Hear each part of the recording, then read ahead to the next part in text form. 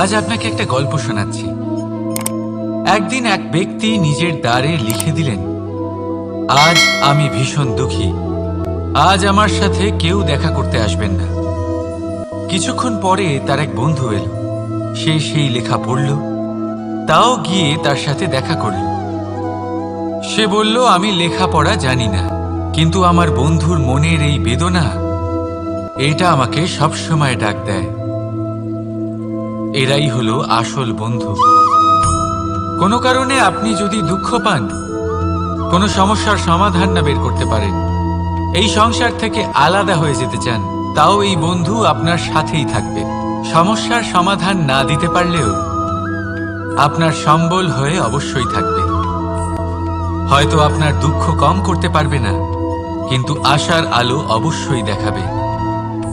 যখন আপনি সংসারের থেকে আলাদা হয়ে যান, তখনও আপনার সাথে যুক্ত থাকে আপনার এই বন্ধু, আসল বন্ধু। এবারে আমরা মানুষেরা বড়ই বিচিত্র। তারা সব সময় যে কোনো জিনিসের মাহাত্ম্য দুবার বুঝতে পারে। এক, তা পাওয়ার আগে। দুই, তা হারাবার পরে। এবারে ঠিক এরকমই আমাদের বন্ধুরাও হয়। যদি আজ আপনার বন্ধুরা আপনার সাথে থাকে, তাদের প্রতি কৃতজ্ঞ থাকুন, তাদের প্রসন্ন রাখুন, তাদের মাহাত্ম্য বুঝুন। কারণ একবার আপনি এদের হারালে, অনুতাপ করলেও আর এদের ফেরত পাবেন না। তাই ভালোবাসুন, বন্ধুত্ব বজায় রাখুন, আর আমার সাথে প্রসন্ন হয়ে বলুন, রাধা রাধা। আমাদের মধ্যে বহু মানুষ মাঝে মাঝে নিজেকে অকর্মণ্য মনে করি। ভেবে নিই যে এত চেষ্টা করার পরেও কিছুই পেলাম না, আর হয়তো পরেও কিছুই পাব না। আর সেই জন্য নিজের জীবনের সমস্ত বোঝা অন্য কারোর কাঁধে চাপিয়ে দিই, নিজের ওপরে বিশ্বাস হারিয়ে ফেলি। কেন বুঝতে পারেন না এই কথাটা? যে যতক্ষণ না পায়ে কোনো কাঁটা ফুটবে, ব্যক্তি কি করে বুঝতে পারবে যে এরপর থেকে নিচে তাকিয়ে চলতে হবে? সূর্যকে নিজে জ্বলতে হয় যাতে বাকিদের প্রকাশ দিতে পারে সে। রাতের অন্ধকারের সাথে লড়াই করার জন্য চন্দ্রিমাকে আকাশে একা উজ্জ্বল হতে হয়।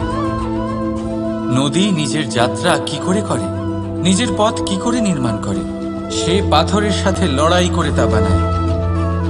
যদি স্বয়ং আপনি নিজের সাহায্য করতে অক্ষম হন, তাহলে নিশ্চিতভাবে আপনার এই জীবন ব্যর্থ হয়ে যাবে। তাই মনে রাখবেন, এই সংসারে নিজের জীবনের ভার নিজের কাঁধেই বহন করতে হয়। অন্যের কাঁধের ওপর শুধুমাত্র পরলোক যাত্রা হয়। সেই জন্য এই সংসারে জীবিত সেই যে আত্মনির্ভর।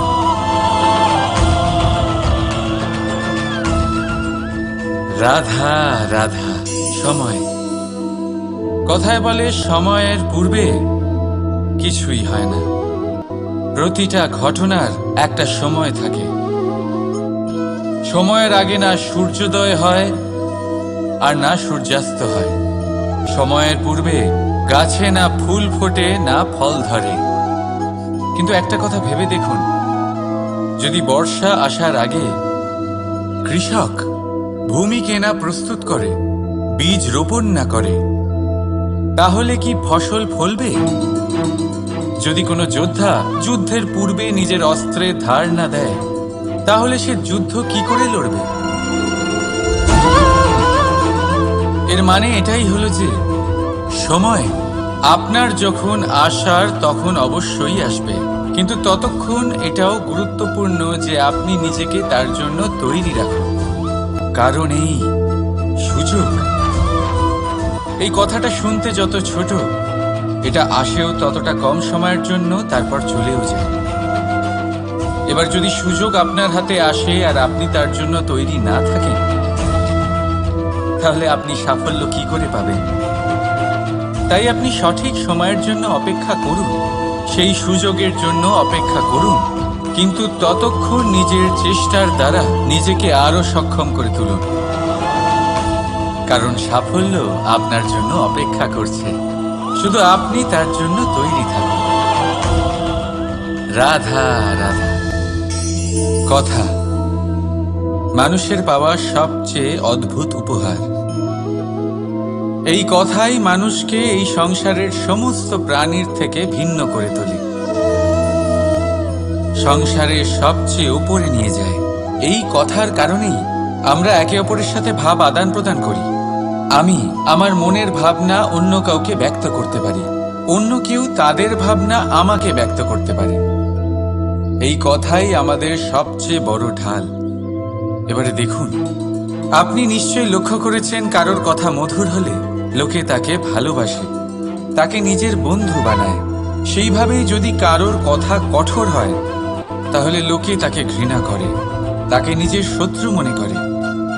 এই কথাই ভাষা হয়ে আমাদের ইতিহাস রচনা করে। তবে আমরা কি সত্যি বাণীর বিষয়ে অতটাই ভাবি যতটা আমাদের ভাবা উচিত?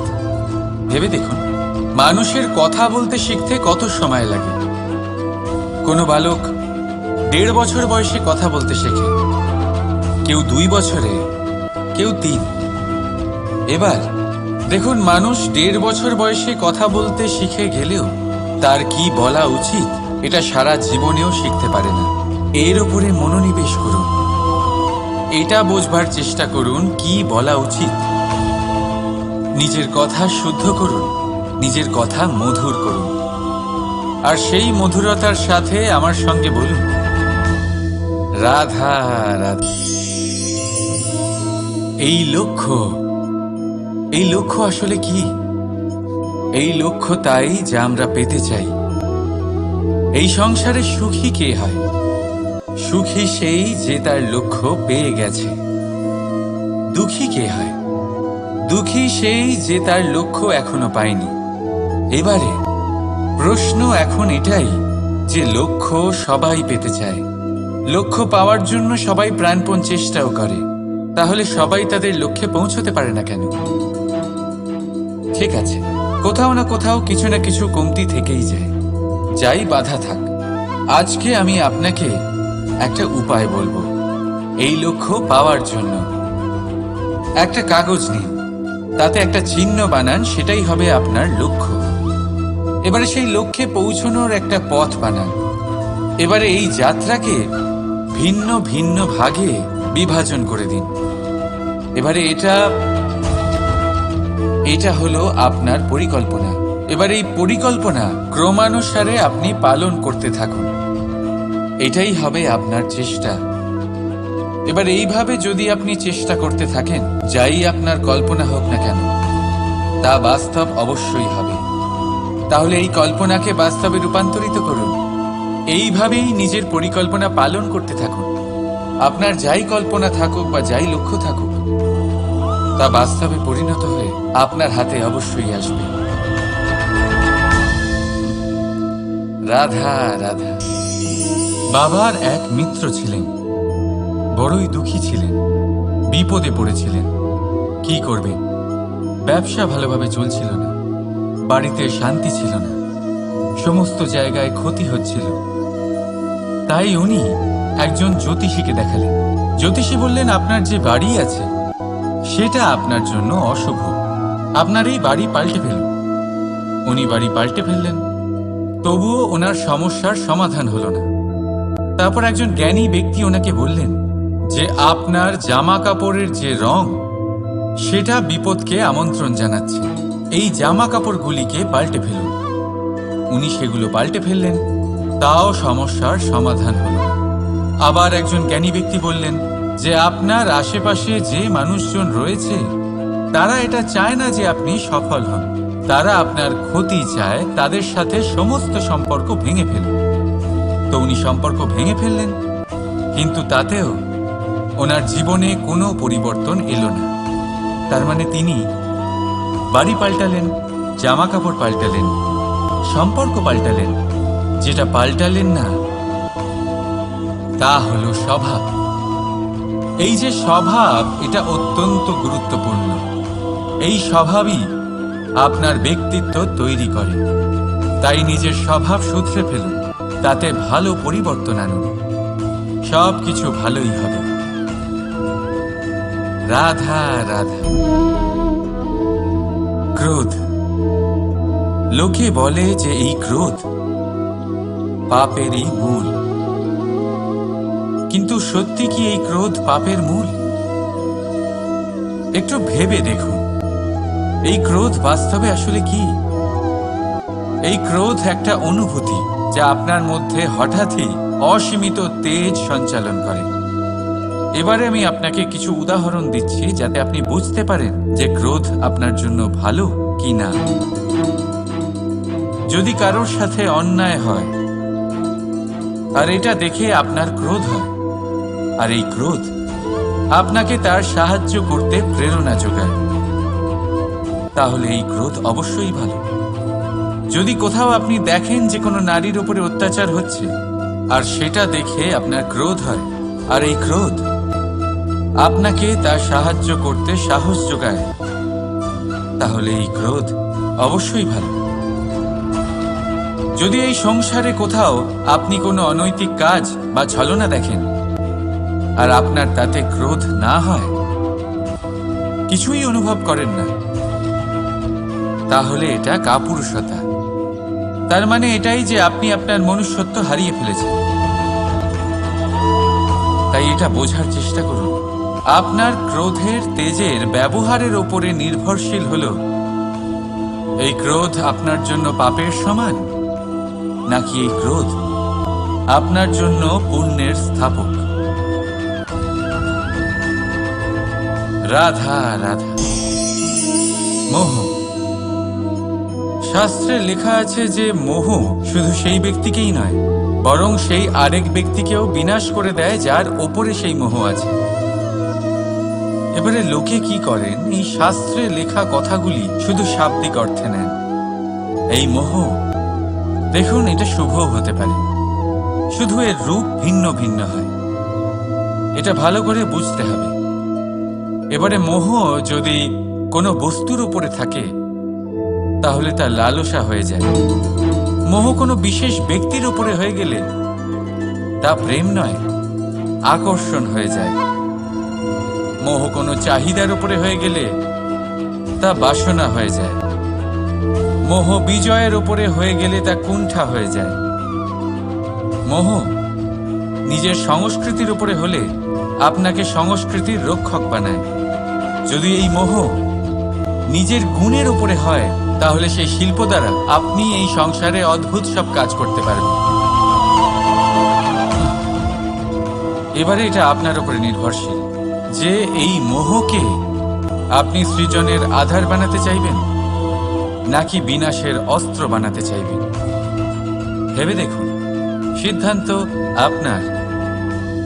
রাধা রাধা। অভিমান, আত্মসম্মান, অহংকার।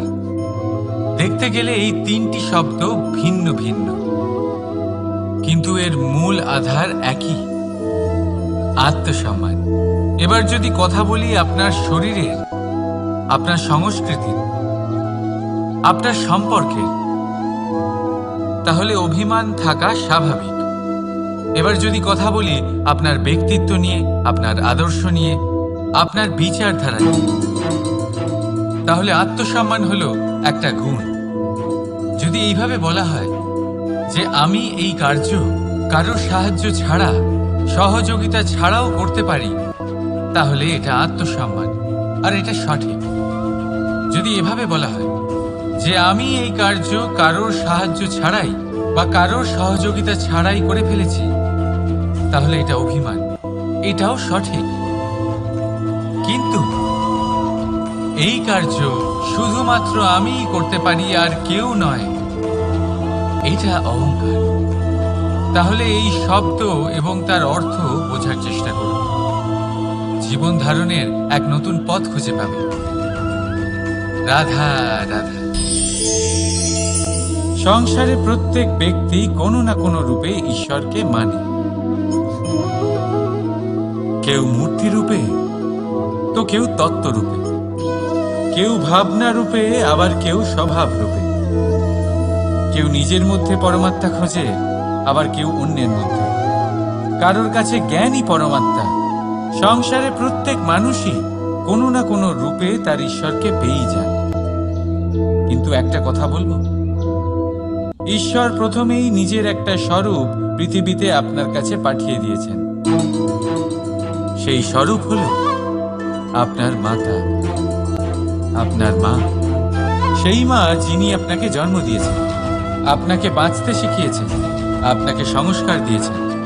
যদি আপনি কখনো কোনো অনুচিত পথে অগ্রসর হয়েছেন, তখন তিরস্কার করে আপনাকে সঠিক পথে এনেছেন। যদি আপনি এই সংসারে অসফল হয়েছেন, তখন তার আঁচলের উষ্ণতা দিয়ে আপনাকে আশ্বাস জুগিয়েছেন। সেই সমস্ত কাজ করেন এই মা, যা ঈশ্বরও করেন। সেই জন্য মনে রাখবেন যে এই সংসারে আপনার সবচেয়ে প্রথম ঈশ্বর যদি কেউ থাকে, তাহলে তা আপনার মা। প্রত্যেক প্রতিমাতে ঈশ্বর নাই থাকতে পারে, কিন্তু প্রত্যেক মায়ের মধ্যে ঈশ্বর অবশ্যই থাকে। রাধা রাধা। আপনি নিশ্চয়ই দেখে থাকবেন যে প্রদীপের নিচে অন্ধকার থাকে। যে প্রদীপ সংসারকে আলোকিত করে, সেই প্রদীপের নিচেই অন্ধকার। এবারে অনেক মানুষ আছে যারা এই বিষয়টা এইভাবে দেখে যে ব্যক্তি নিজের সমস্যার সমাধান করতে পারে না, আর গোটা সংসারকে উপদেশ দেয়। কিন্তু এইটা দেখার আরো একটা দৃষ্টিভঙ্গি আছে, আর সেটা হচ্ছে যে স্বয়ং জ্বলে সংসারকে আলোকিত শুধু সেই করতে পারে যা রাধার বড়ই শীতল হয়। এই সংসারের পথপ্রদর্শক সেই হতে পারে, এই সংসারকে দিশা সেই দেখাতে পারে যার মধ্যে সন্তোষ আর ধৈর্য শক্তি আছে। এবারে দেখুন, এটা অত্যন্ত গুরুত্বপূর্ণ বিষয় যে বিবেক তখনই কাজ করে যখন মন শান্ত থাকে, যখন মন শীতল থাকে। তাই যদি আপনি এই জীবনে কোনো বড় কর্ম করতে চান, তাহলে সর্বপ্রথম আপনার এই মনকে, এই বিবেককে, এই হৃদয়কে, এই আধারকে, এই ভূমিকে শীতল রাখতে শিখুন। ধৈর্য ধরুন। সংসারে এমন কিছু নেই যা আপনি করতে পারবেন না। রাধা রাধা। এই প্রদীপ দেখতে পাচ্ছেন আপনি? নিজেও জ্বলে আর এই বাতিকেও জ্বালিয়ে রাখে, আর এই সংসারকে প্রদান করে প্রকাশ। অন্ধকারাচ্ছন্ন ব্যক্তিকে প্রদান করে আশার আলো। কিন্তু এটা কখনো ভাবে না যে সেই মাটি কেমন হবে যা দিয়ে এটা তৈরি করা হয়েছে, সেই কুমোর কেমন হবে যে একে আকার দিয়েছে। ভাবে না যে একে কিনেছে তার বাড়ি কেমন হবে, তা কতটা সুসজ্জিত। কিচ্ছু নয়, শুধু এই সংসারকে প্রকাশ প্রদান করে। আর হয়তো সেই জন্যই প্রদীপকে এত ভালোবাসা হয়। সে নিজের বা অন্যের বাড়ি দেখে কখনোই জ্বলে না। সে জ্বলে শুধু অন্ধকারের সাথে লড়াই করতে। তাই আপনিও নিজের ব্যবহার এই প্রদীপের মতো করে তুলুন। নিজের পরিচয় সরিয়ে নিঃস্বার্থভাবে কর্ম করে যান, আর নিজের জন্য এক নতুন, এক বিশাল, এক অদ্ভুত পরিচয় তৈরি করুন। রাধা রাধা। এই সংসারে প্রত্যেক ব্যক্তি বড় কিছু করতে চায়, এমন কিছু যা এই সংসারে কেউ আগে কখনো করেনি। এমন জায়গায় পৌঁছতে চায় যেখানে এর আগে কেউ কখনো পৌঁছতে পারেনি। আর কেউ এতে সফলতা অর্জন করে। কিন্তু কিছু মানুষ অসফল হয় কেন? এটাই আমার প্রশ্ন। না তো তাদের ইচ্ছেতে কোনো কমতি থাকে, না কমতি থাকে তাদের চেষ্টায়। তাহলে কেন এরা পিছিয়ে পড়ে? এর উত্তর বড়ই সরল। এই সংসার আপনাদের বলি কিভাবে। আপনারা সকলে সংসারে মহান কাজ করতে চান, সেই মান, সেই সম্মান পেতে চান যা এর আগে কেউ কখনো পায়নি।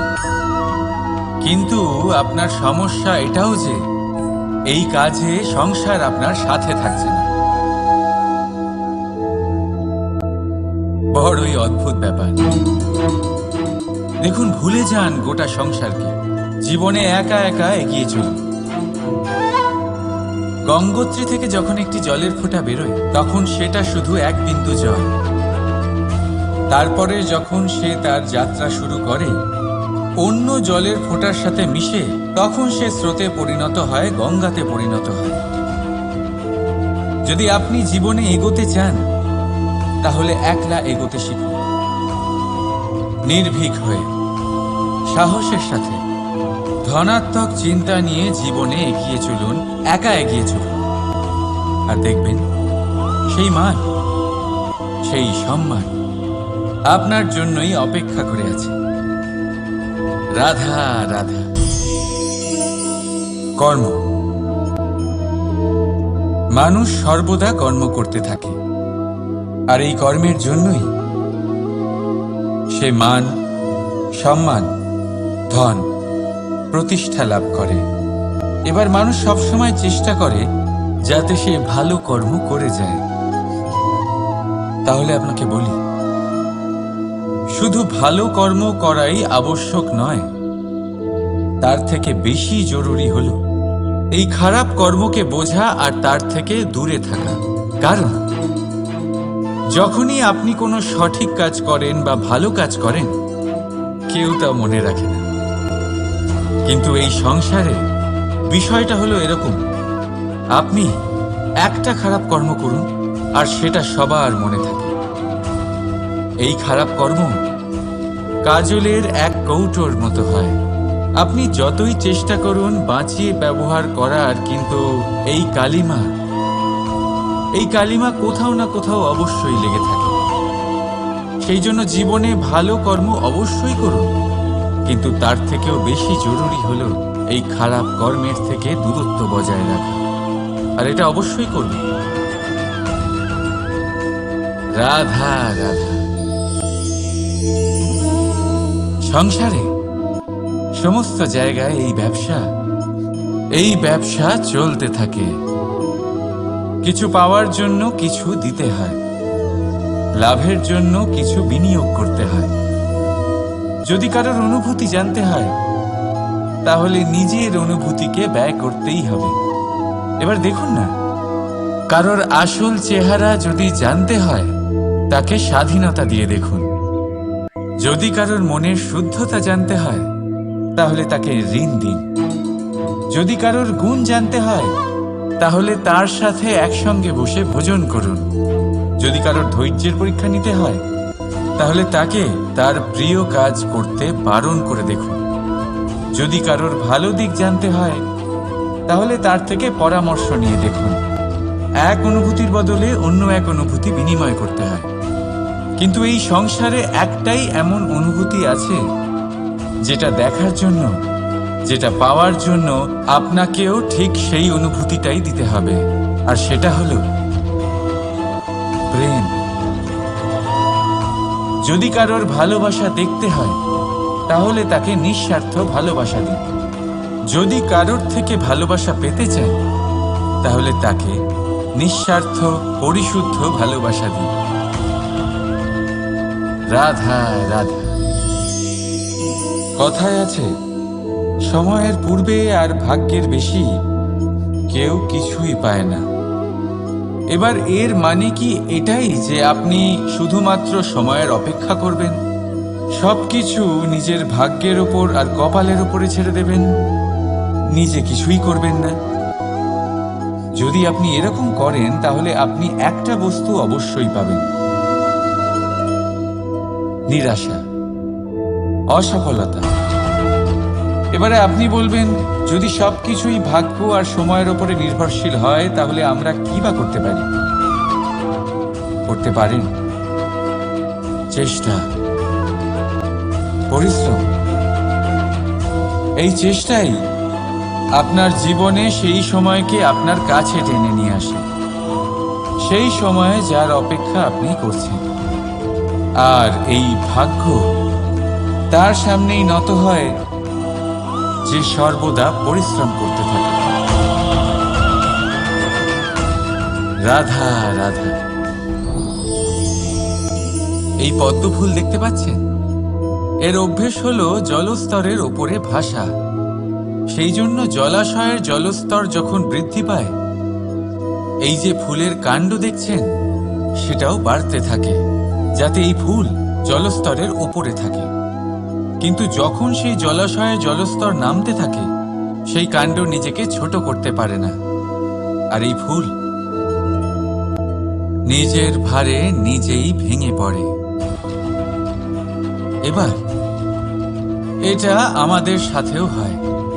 সময়ের সাথে আমরা জীবনে যত সাফল্য পাই, আমাদের জীবনের স্তর বাড়তে থাকে। আর যখন আমাদের সংস্থান কমতে থাকে, আমরা সেই জীবন স্তর ছাড়তে পারি না, আর শেষ পর্যন্ত সেই জীবন স্তরের কারণেই ভারাক্রান্ত হয়ে শেষ হয়ে যায়। সেই জন্য যদি কিছু রাখতে হয়, তাহলে তা হলো দৃষ্টিভঙ্গি। সাধারণভাবে জীবন যাপন করতে শিখুন। সময়ের চক্রও আপনাকে মাত দিতে পারবে না। রাধা রাধা।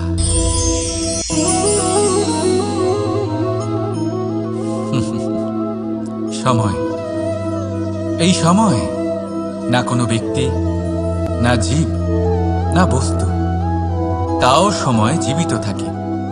এই সময়ে না জল, না অগ্নি, আর না বায়ু, কিন্তু তাও আমাদের জীবনের আধার এই সময়। দেখতে গেলে মানুষ এই সময়ের হাতের খেলনা। কখনো আমাদের সময় ভালো হয়, আবার কখনো খারাপ। কেউ সময় আসার প্রতীক্ষা করে, আবার কেউ সময় যাওয়ার প্রতীক্ষা করে। কিন্তু এই সময় কারোর হাতে ধরা দেয় না। এই সময় যা কেউ দেখতে পায় না, এটা সবাইকে সবকিছু দেখিয়ে যায়। দেখিয়ে যায় যে আপন কে আর পর কে, আমাদের শুভাকাঙ্ক্ষীকে আর ক্ষতি কে চায়, আমাদের মিত্রকে আর আমাদের শত্রুকে। এই সময় আপনাকে দেখায় যে আপনি কতটা শক্তিশালী। সেই সময় আপনাকে দেখিয়ে যাবে আপনি কতটা দুর্বল। এই সময় সব কিছু দেখিয়ে যায়। তাই এই সময় যা এতটা শক্তিশালী, তা আমরা নষ্ট কেন করি? ভেবে দেখুন। এবারে উঠুন আর এই সময়ের সম্পূর্ণ ব্যবহার করুন। এই সময়ের সদ্ব্যবহার করুন, কারণ এই সময়কে ব্যবহার করাটাই আপনার হাতে রয়েছে, আর কিচ্ছু না। আর এই সময় একবার বয়ে গেলে, তখন যাই করুন না কেন, কখনো ফেরত আসবে না। সময়ের সদ্ব্যবহার করুন আর সবার মধ্যে আনন্দ ছড়ান। আর আসুন আমার সাথে ভালোবেসে বলুন, রাধা রাধা।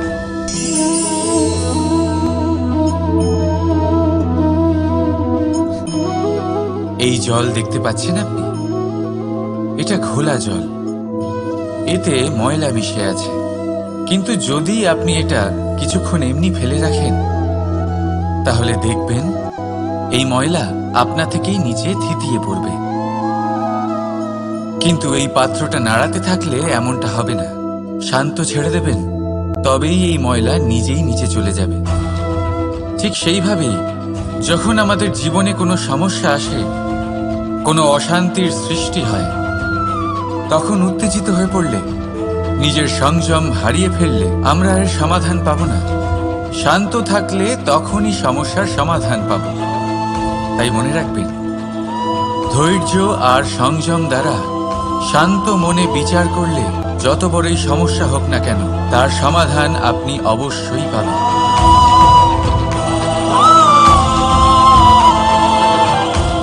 কারণ অশান্তির সমাধান শুধুমাত্র শান্তি।